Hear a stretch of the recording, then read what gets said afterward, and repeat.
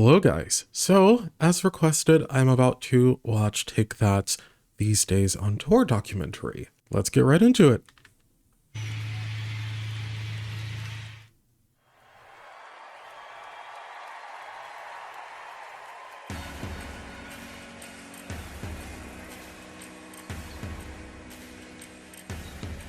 This concert, we've got to sort of push the boundaries. We've got to challenge ourselves each and every time. We've been through many things, but losing another member, it's brought back all those feelings of fighting for your place again. We want to prove ourselves, like we did when we were 17, playing to 20 people in a club in Newcastle. You go through many worries when it goes from a 4 to a 3. Are we being selfish? People are not going to like it. Is it over now? We couldn't continue unless the audience wanted us to. They're keeping us alive and giving us a purpose. It's like we're starting again. All right, let's spill the tea, boys.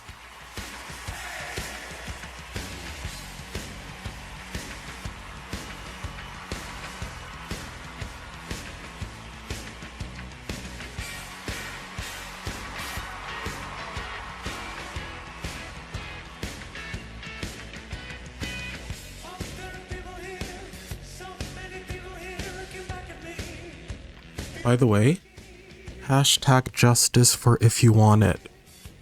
Should have been a single, should have gotten a music video. Just saying.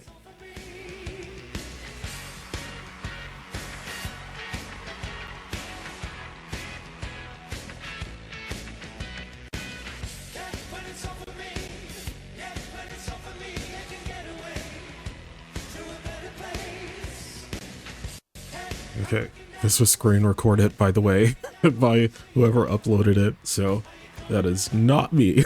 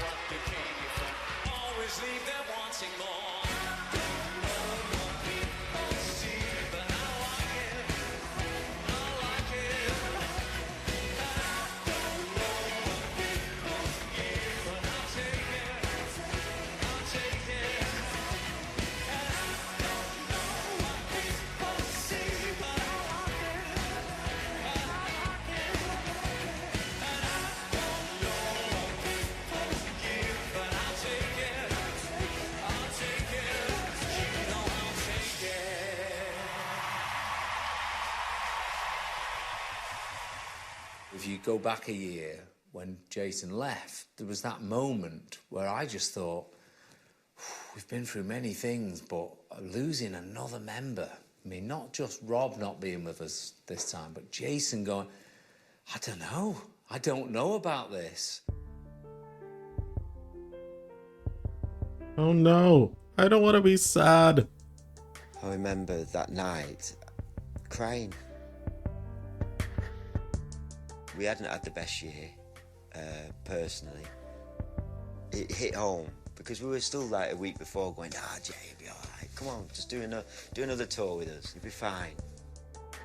There was a lot of uncertainty around whether we were going to be 3, whether we were 4, or even whether we were going to end up being 5. Yeah. So we started the year not very sure where we were going to be.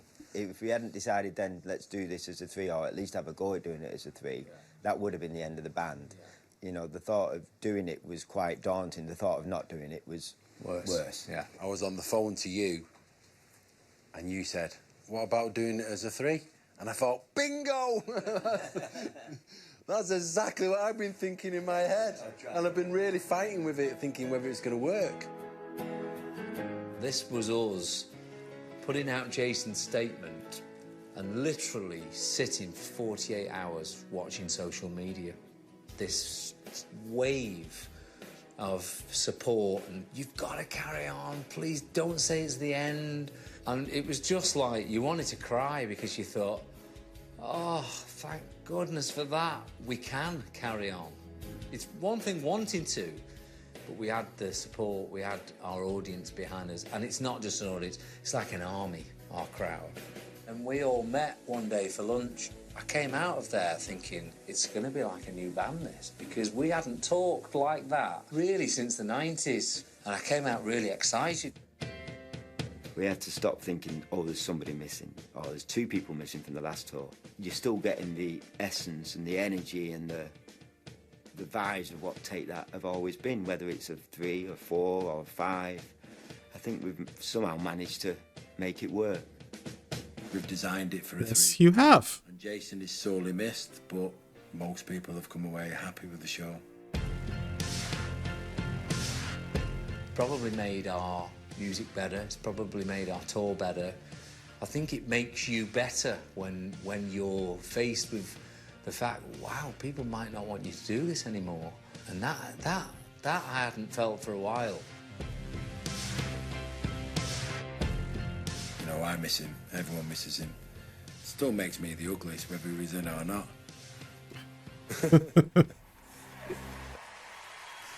I mean, Gary just stated it perfectly there. Like, I, as a relatively new fan, of course would give anything in the world to have Jason back, but I am never going to complain about them doing more albums and more shows as a trio.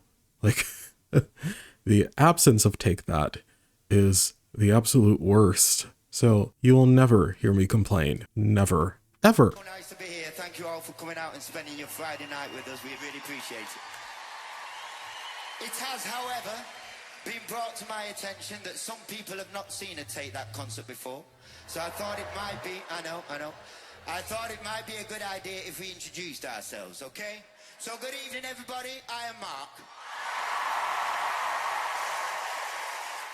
Good evening, everyone. I'm Gary. Hi, London, I'm Howard. And we are What's Left of Take That. Gets me every time. I just want to express our love and gratitude to everyone for, nearly 25 years, and there's so much support in this room. Also, so much support around the world, so thank you very much. And honestly, we're still living our dreams, so keep supporting and we'll be there for you, okay? Thank you. Just have a little. Still hurting from a love I lost. I'm feeling your frustration. It's nice to get a little refresher of the show, because the Wonderland era is fast approaching for me.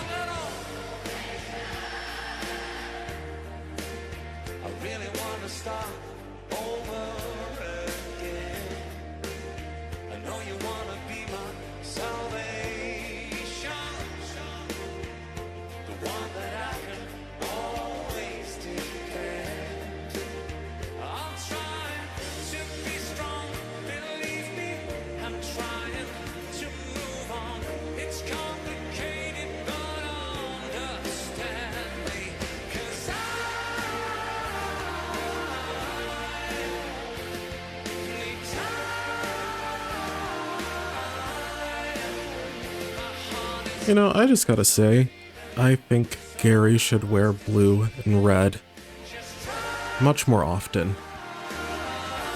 That color combo looks fabulous on him.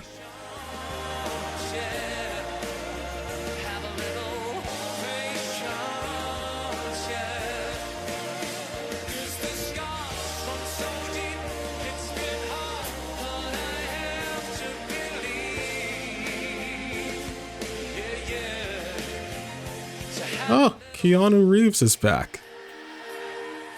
If you know, you know.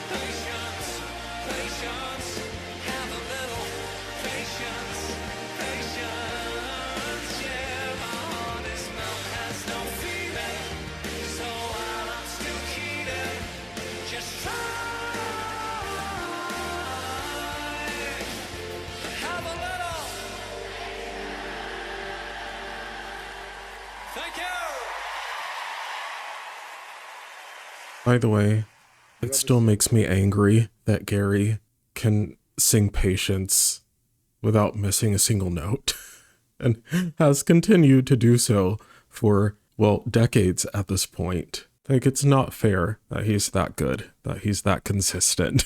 It's just not right. Majority of teenage girls in the audience. We have like 30-year-olds to 40-year-olds. That's the majority. You see so many groups of guys in the audience now, younger girls, kids with the parents, you know. Sorry, Howard. I'm still on my soapbox. You know what, Gary? At this point, just to soothe my soul, I want you to do a 1-hour acoustic show where you sing all of your solo hits and take that hits badly on purpose. I would pay top dollar for that. You just tickle me. Your act, in a way, relies on there being an audience. Yeah. There's more time to appreciate That's it. what you've got and appreciate what they've given to you and the fact that they've supported you and followed you. And We started off building up our audience. Remember, we used to throw flyers out. In a box, didn't we? We had a box in the back of the van. Yeah. when we first started getting fan mail, I think it was quite competitive. What, because I had the most? No, you didn't have the most. Mark started getting the most. I used to put some of Mark's in my pile to make it look higher. I remember the first time our van got chased. It wasn't many. About 10. It was about 10. It was about 10. But they chased after the van, and they followed us back to about Leeds, and then thought, hang on a minute, they're going home. I can't be bothered going the rest of the way. It was a health hazard, that van. We lived in that van. We lived in it. I seem to remember us breaking down on the motorway. Oh, we did. And we were running down in our do-what-you-like outfits, in our leather gear. And we had mic stands and all that leather clobber running down the hard shoulder. We didn't run to the gig, did we? No, we got a taxi.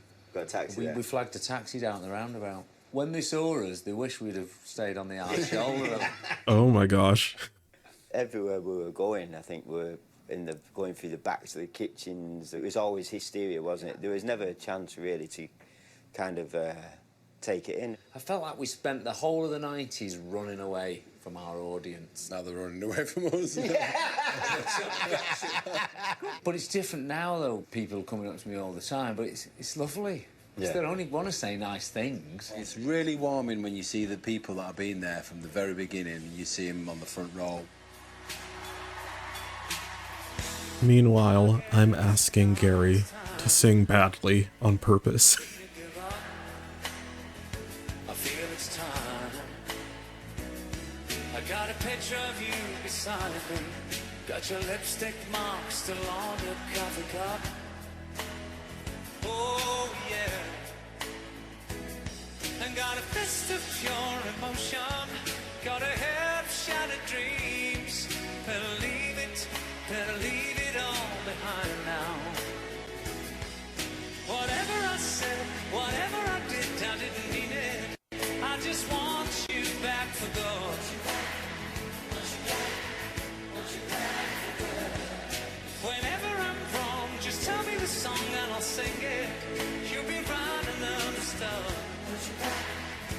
By the way, seeing Mark in that top slash robe slash house coat thing, I don't know what to call it, but it looks lovely. And seeing him in it is making me want to see him in a full-on "my rich husband just tragically fell down the stairs" robe. If you know, you know. Mark is a diva, and he could totally pull that off. But that was not to be. In the twist of separation, you excelled at being free. Can't you find a little room inside for me? Whatever I said, whatever I did, I didn't mean it. I just want you back for good.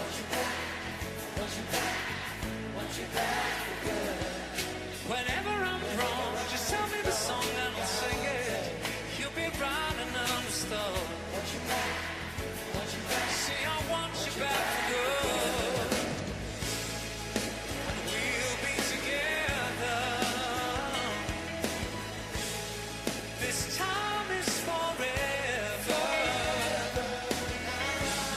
We'll be fighting and forever we will be. So complete in our love, we will never be uncovered again.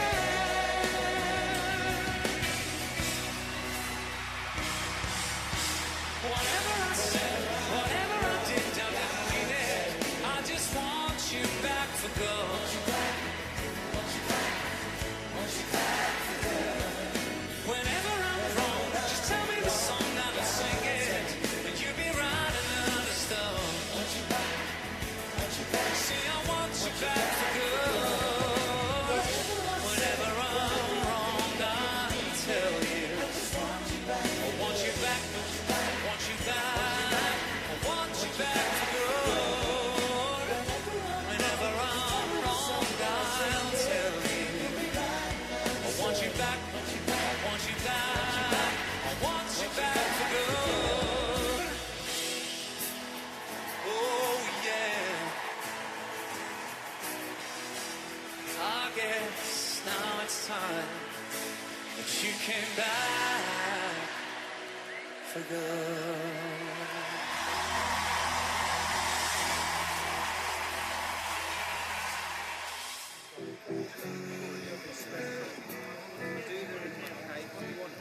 I think every time I go on stage, I think I go on with the feeling that this is my last show. But I didn't have that when I was young, because I thought I would go on forever. You see here, me and Mark normally sit on this side because Gary always puts that sign there, reserved, because he doesn't want anyone sitting next to him. I even know who's writing that is. It's your writing. It'd been 4 years since we'd been on stage together, really. We had to find our space again and our way to perform again, and that takes time. If we were to come off stage after our first Scottish dates, and most of the people were saying, no, I don't really like it that much, or the other tour was better, it'd be so upsetting. It'd really get to me. It really would. It'd touch a nerve, because we love doing live more than anything else. Essentially, you know, the ideas come from the Mike. guys. They will always sit down and discuss and talk about what they want to do and throw ideas about. All are involved with every aspect. I think Mark leads the creative process. He draws a lot, he comes in with a lot of sketches. He's come up with some amazing stuff for this tour. So it started off with just drawings, pencil drawings, really bad ones, on backs of disused paper, drawing plans. We wanted something that was very colourful and positive. I'm really, really proud of it, to be honest. I think everybody's done really well. We've got an amazing crew, amazing cast.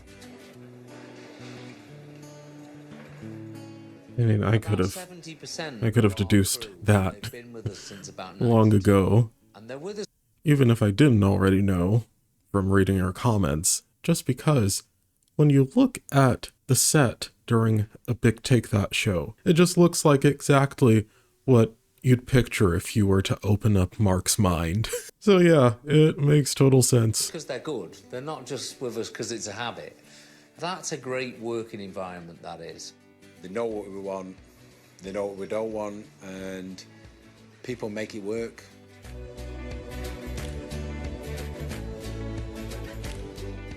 Kim, Well, he's our fourth member at the moment. He just plucks ideas out and he takes our ideas and puts them into reality. Their success has been their live show. The longevity is there because of the effort that they put into their shows. He's an eyes, because when you're up on the stage and you're doing what you do, you don't know how it looks, but he's our eyes. And he's honest, he'll come up to us and say, it's not right, that's not working, that isn't working. It's all the people who just care for us. They just look after us and they work hard for us. It's so great to have but that takes years, doesn't it? Even though they were a put-together band, there's a bond there and an understanding which a lot of bands, equivalent bands, don't ever really achieve. And you have to have that. I was the biggest Take That fan. I went to my first concert when I was 11 at Wembley. I remember crying when Robbie left. I had the sticker books, I had the lot. We've had quiz nights with Gary Barlow being the quiz master. So it's just been really nice to just get to know them on that level as well. They don't feel distant from you, you know. You feel like they're actually part of the group and part of the cast. They've always been about the show and putting on the best possible 2 hours that they can. To see them all willing us on, we feel like everybody's going, go on, you can do it. It's like watching the Grand National and you're on that final lap and everybody's going, go on, go on. The three of us are one part of the show, but then every division, every department of our company, which is a lot of people, they all have their show as well. And we weren't sure and we were feeling a bit, you know, we were doing all right. I think probably everybody at one point came up to us and said, got another show here, you've done it. And that was really nice for them to say. Really nice to hear them say it, because they know.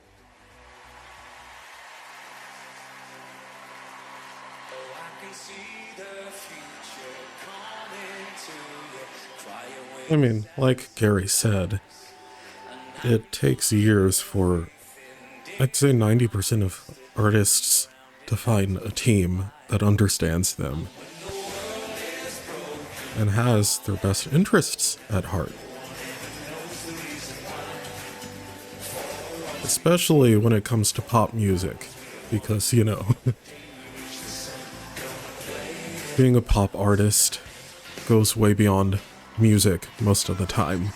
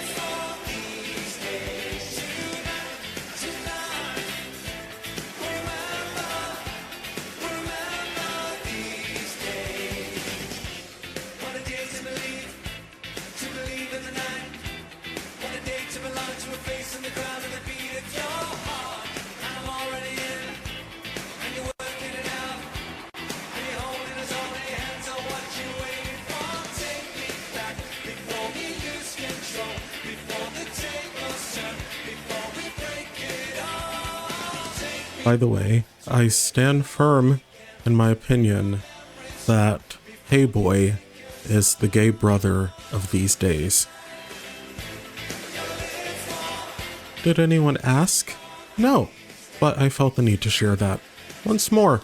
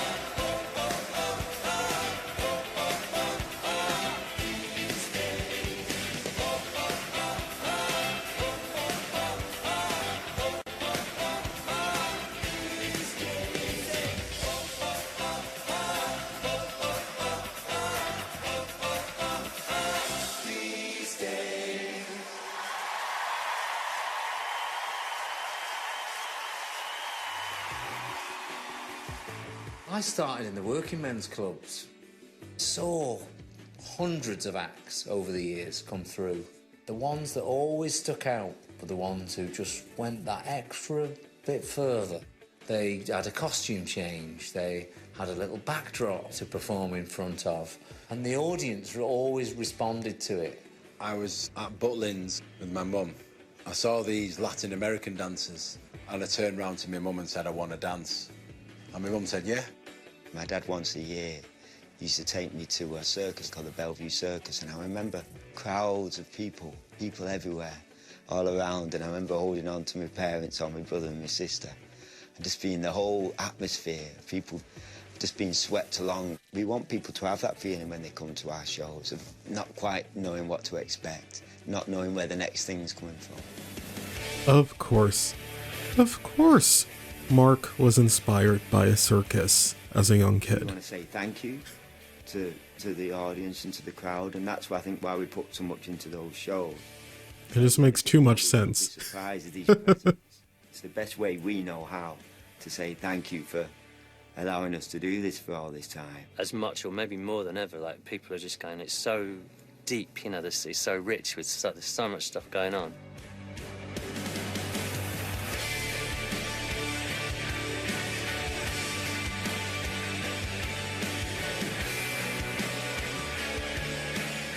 We want people to stand there in amazement at the lights and the set, and that's what we want. That's a happy fan. We want to give them a whole world of fantastical stuff. Fans come and they see like 14 shows, different cities, and they still see things they hadn't seen before. We wanted to do something special for the garden.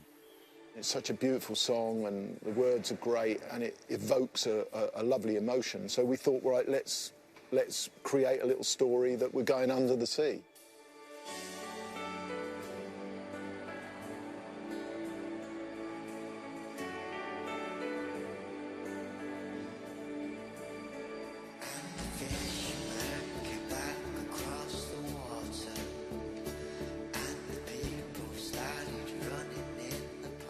It's beautiful to see live puppetry. When I first saw that, I choked up. When I first saw them doing it, I was like, oh my God, that is so pretty, so beautiful, and so simple. It's the kind of music I like, sort of Sergeant Pepperish. It's a fun section for us to do. The imagery is fantastic. It's very uplifting as well. It's lovely being inside there. It's such a beautiful feeling, the lights and watching the guys do their thing. And it opens up and it's just all those people, the colour changes, and we're in our underwater outfits. The curtain that closes and the puppet show, and when it opens and there's this magical, colourful garden, I think that's a real magical moment. That was very beautiful.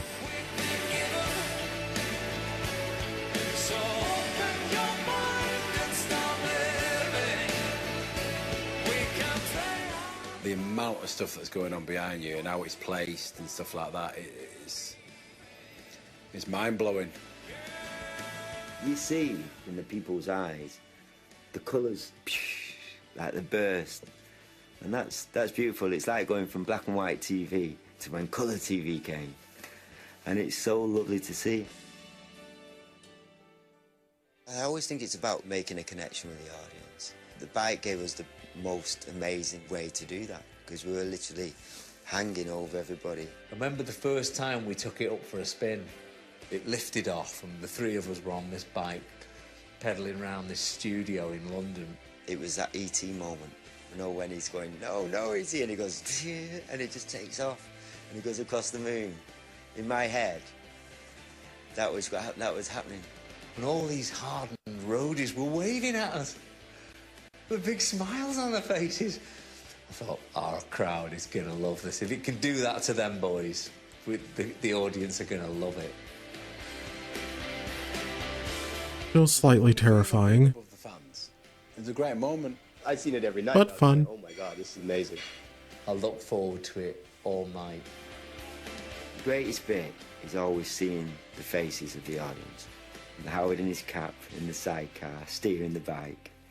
I'll remember that for a long time.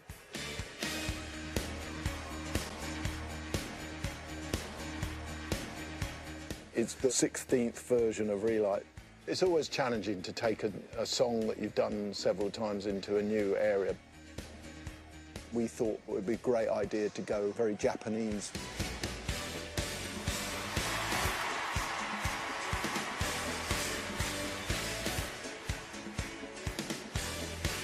I love that they've stuck with the theme of reinventing it for every show.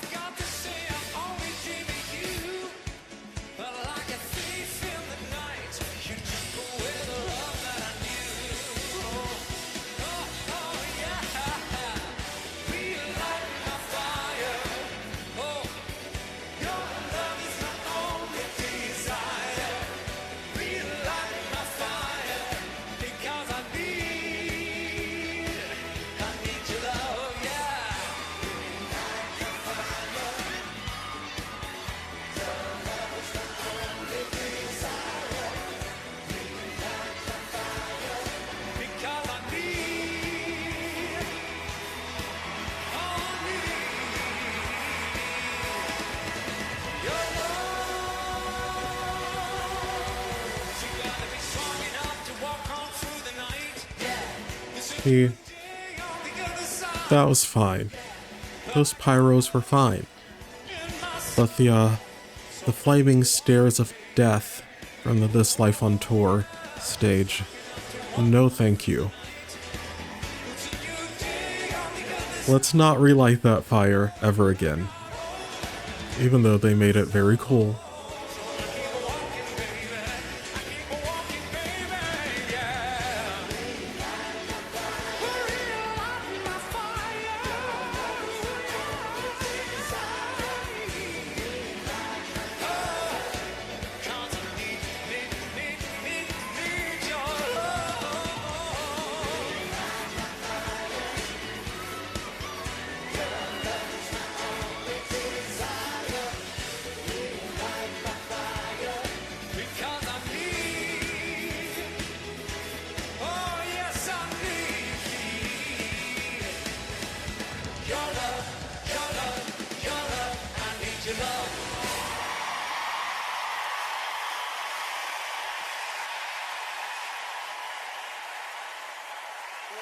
Thank you so much, everybody.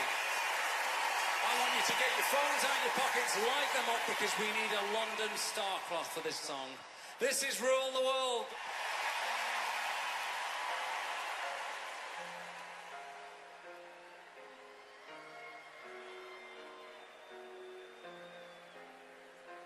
You light the skies up above me.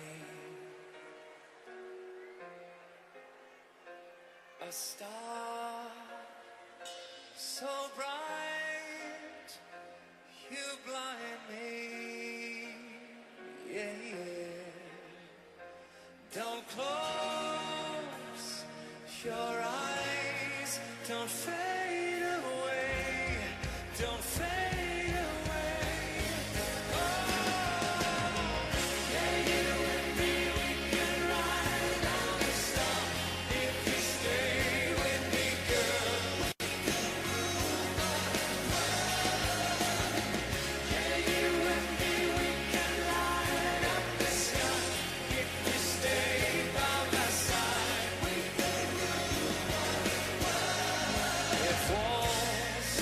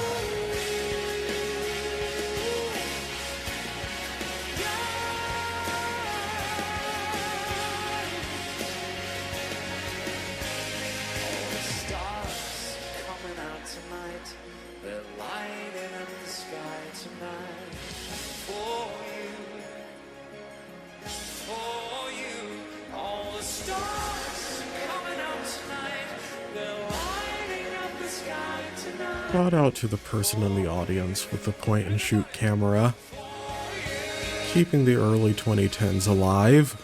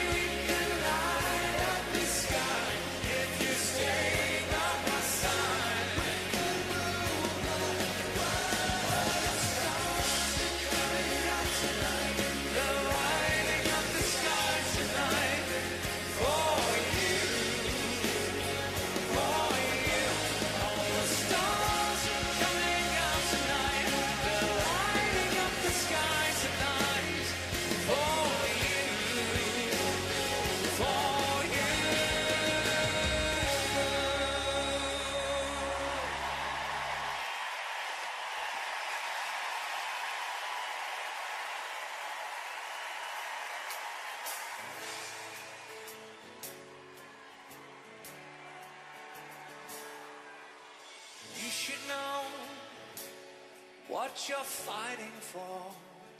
Oh, okay. We are getting more clips from the show than I anticipated. When we first started talking about this tour, right from the word go, Howard wanted to step up and do something which would showcase his movement. He came in with the idea that it'd be really nice to be able to do something of that nature on this show. I always knew how wonderful contemporary dance was. I just thought, well, why can't we do something completely different where no one would expect us to do? So the Genius. idea of doing it to Floors then. Thank you, Howard. I'll be honest, a bit of a relief because I thought, oh, that's funny, I've got to sing. Okay, you guys get on with that. Well, it's only fair that if they do another contemporary dance number, Gary takes Howard's spot and Howard sings lead. None of us could dance in Jason's style. Jason was always full of energy and great, and he would have been brilliant at this contemporary piece. In a funny way. Oh no. We're frozen. And not in the fun Madonna frozen way. I feel like it's something we wanted to do for Jason. Okay, we're back. I thought, well, contemporary is going to be a challenge. We either By the way, that was not on my end either. That was the screen recording. rubbish, or we're going to pass and get away with it. At one point in rehearsals, and we couldn't get it right, we were getting all frustrated. I remember Kim at one point saying, stop thinking about the moves. Stop thinking about it. Just listen to the words and express it. For Kim to say that to us, because usually it's like, on toes, point forward, turn left, turn right. He was like, it's not about that. It's about what you give and what you feel. Which Mark is a professional at.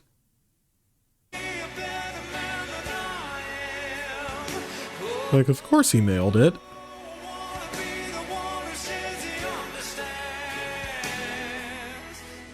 It's very physical, and it's again trying to express your emotion as you're doing it.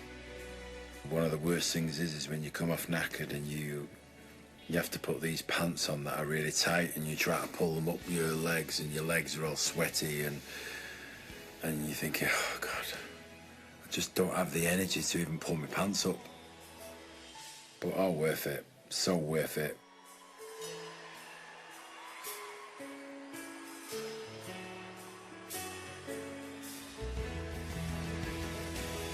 Honestly, to see the work, the detail that they both put into that song, right there, I knew we had the moment then.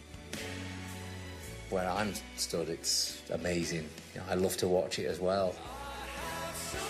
It's a very sort of fragile song in a way for us, and it gave us a chance to express ourselves and almost put the 20 years of the 23 years before into a piece. That's what I feel when I'm doing it. I feel like it's our journey as a band. And when Howard picks me up and I catch him, I feel that that's what it's about. It's about friendship and looking after each other. I guess we've done that over the years for each other, as a band, all of us. That's exactly what I got from it.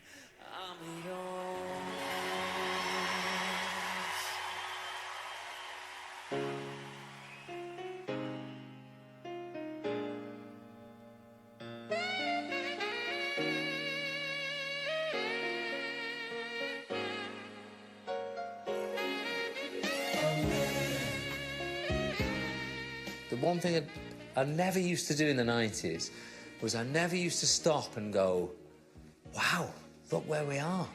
We're in Denmark. We started our European tour. I never did that. I was always a year ahead of everyone. I know it used to drive the lads mad.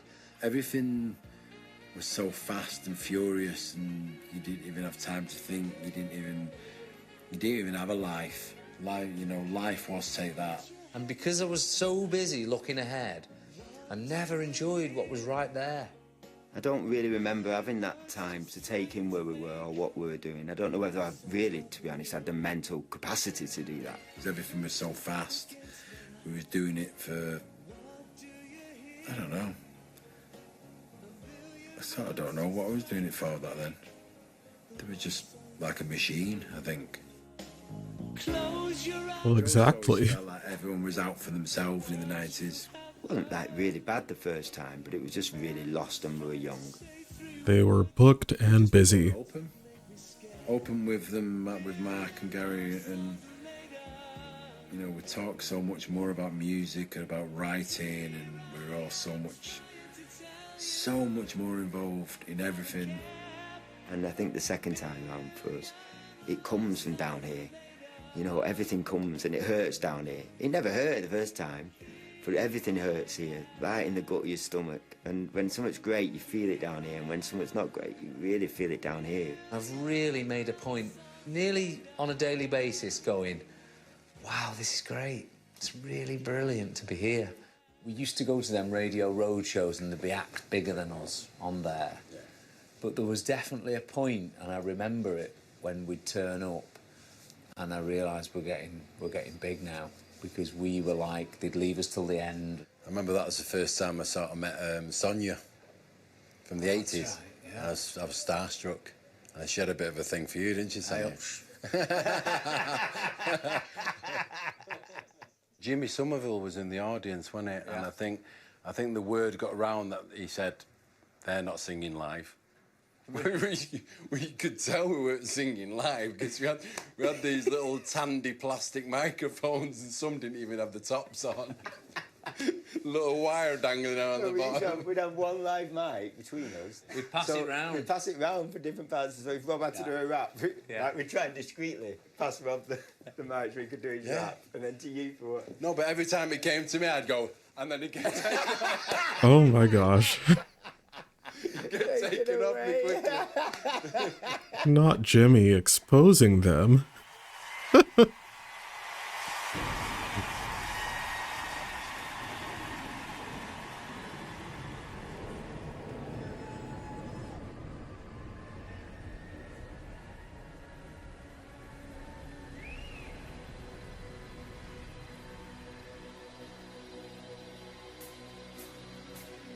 Standing on the edge of forever, at the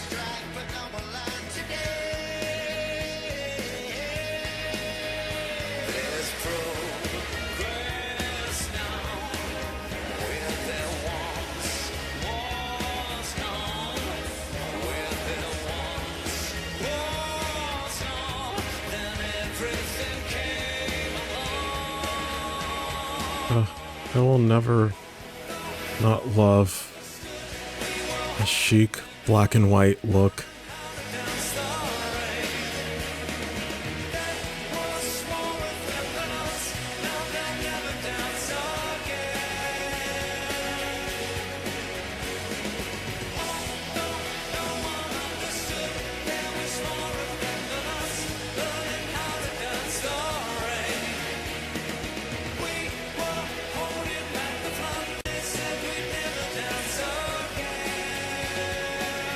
And I mean, the white floor-length coats, fabulous.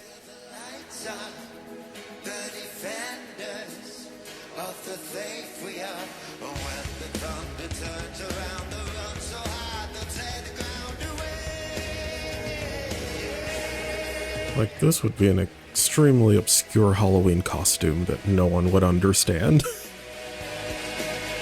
But I am very tempted to go for it.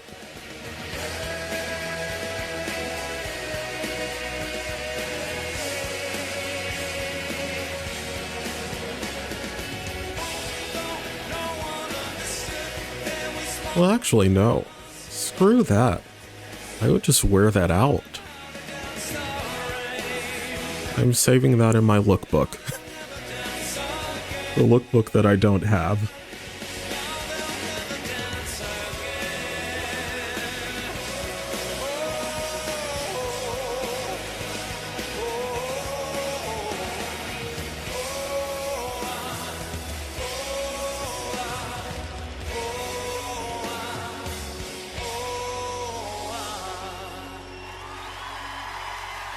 Okay, I'm realizing I'm gonna have to trim the edge of the coat because that's going to get stained. But I'll make it work. One piece I'm dreading, I do know it's round the corner, is when nobody's interested in your new material. It happens to everyone. It happens to the best artists in the world. There's no band without the audience. As soon as they step out and say that's enough, we're gonna... It all collapses. It's all over. I have no idea what to do with myself if I wasn't doing this. The only other thing I know is going back to repairing cars or DJing. I don't want to go back to repairing cars, and I don't want to end up being a granddad behind the decks. I understand, but I personally feel that an artist should not stop creating until they are like completely uninspired. I walked into work today. How you doing? Good. Last night. Oh my. Howard. Look at Howard up there with his hat on. We can let them off after. Sparklers. Can you really? Do you always wonder, when will this just be a memory? When will you be looking back going, wow, remember when we used to tour and we used to play Milan and we used to play all these places?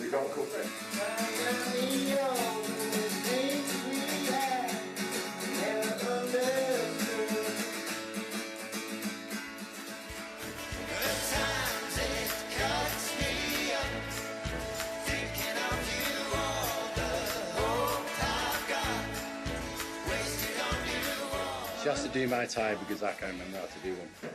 At school, I used to have one of those that clipped on. For the last time, Dickie Bow. For the last time, waistcoat. For the last time, watch.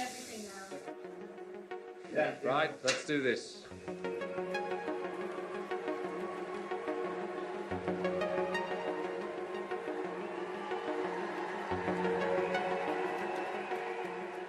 A lot of people here know it's the last show, so should be a good one.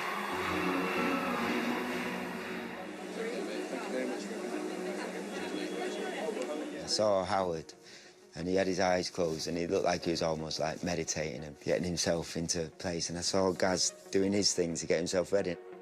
I saw how much it meant to them. I was seeing all the people milling around and all the wardrobe and where the costumes are. And I was thinking, this is all for us three, this. And sometimes you have to pinch yourself and get a grip of it. So many months ago, it was all just starting, the little ideas and on little drawings on pieces of paper. And then it's travelled all over Europe.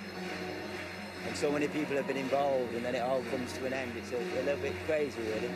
Well done, guys. Well done. 57 shows.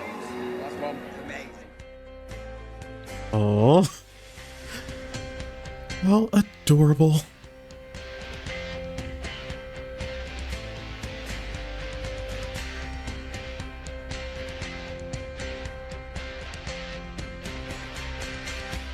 Get ready for it.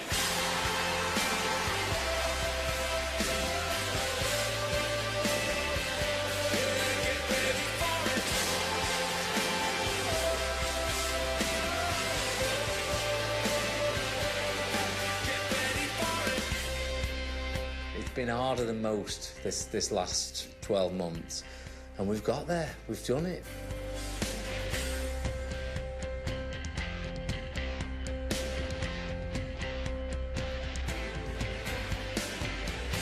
I'm proud of the fact that the three of us have got together and we've made the show happen.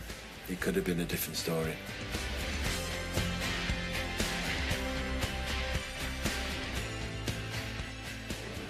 I don't want it to be over now, because we're getting near the end. Oh well, all good things come to an end. Who directed this film?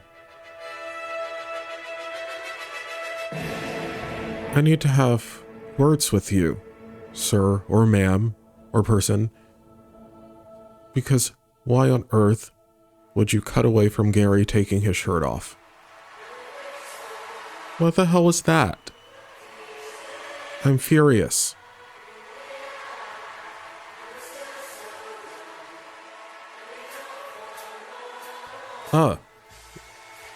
What an apt song, because I will never forget what just happened to me.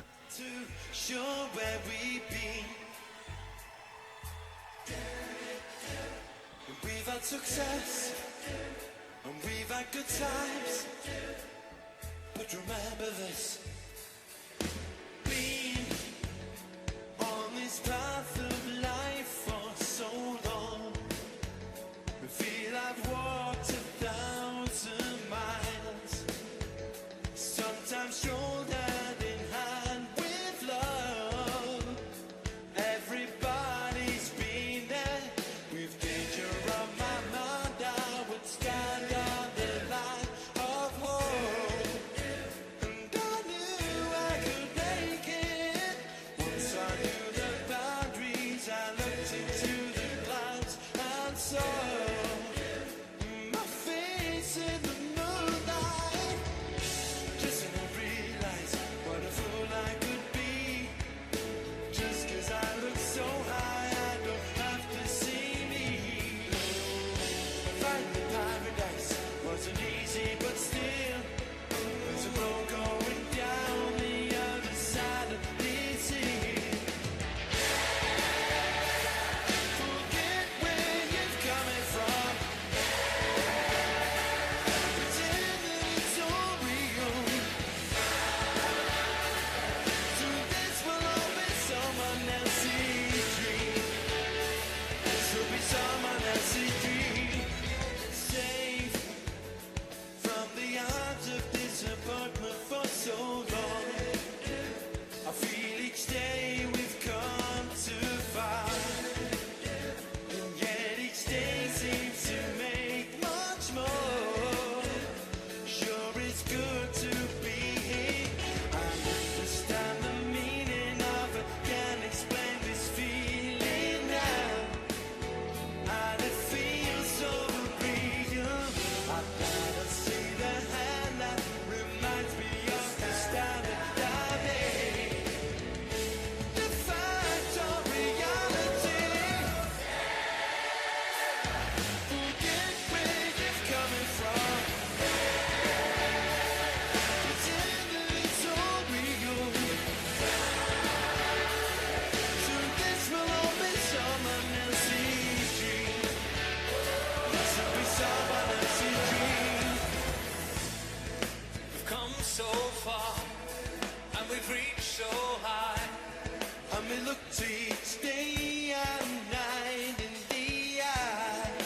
You know what? Honestly, guys, just put me in the choir or Never Forget. I'm gonna lip sync, but it's not going to inconvenience anyone.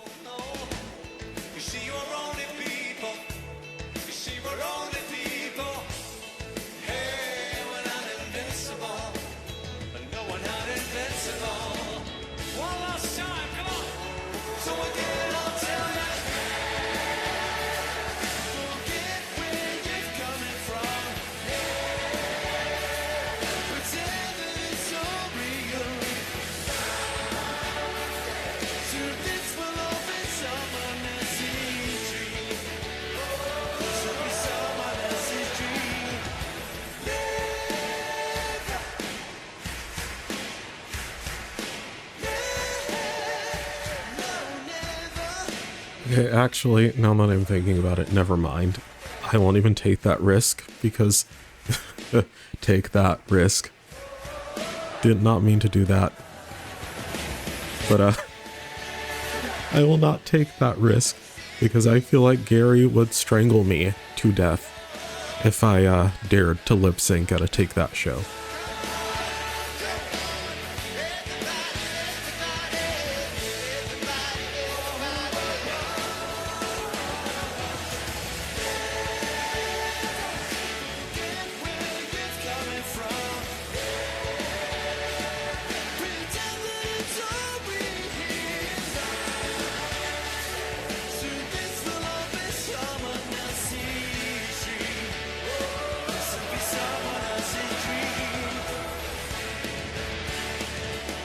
Okay, you know what? I'll make a deal.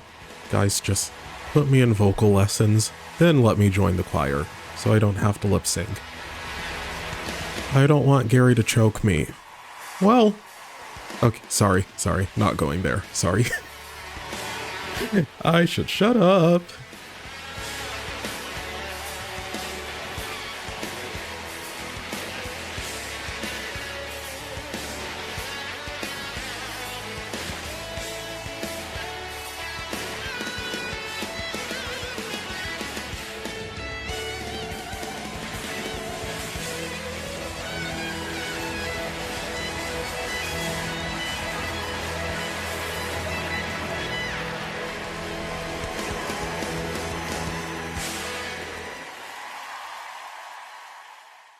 Well, that was a hoot and a half, and let me readjust my mic. You guys already know how obsessed I am with behind the scenes things, so of course this was right up my alley.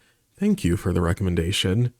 I would have been very sad if I had accidentally skipped this. I was very happy with the fact that it was the three of them narrating the entire time, and no one else speaking for them, like those awful early 2000s documentaries or, you know, the cringy true crime shows where you have these random people narrating about something they had nothing to do with. I really appreciated how vulnerable they were, especially opening up in the beginning about how deeply Jason's departure affected all of them, and being completely open about the fact that they didn't know if they were going to survive that. Let me know what you thought of this documentary and what you'd like me to check out next. That's all for this one though. Until next time.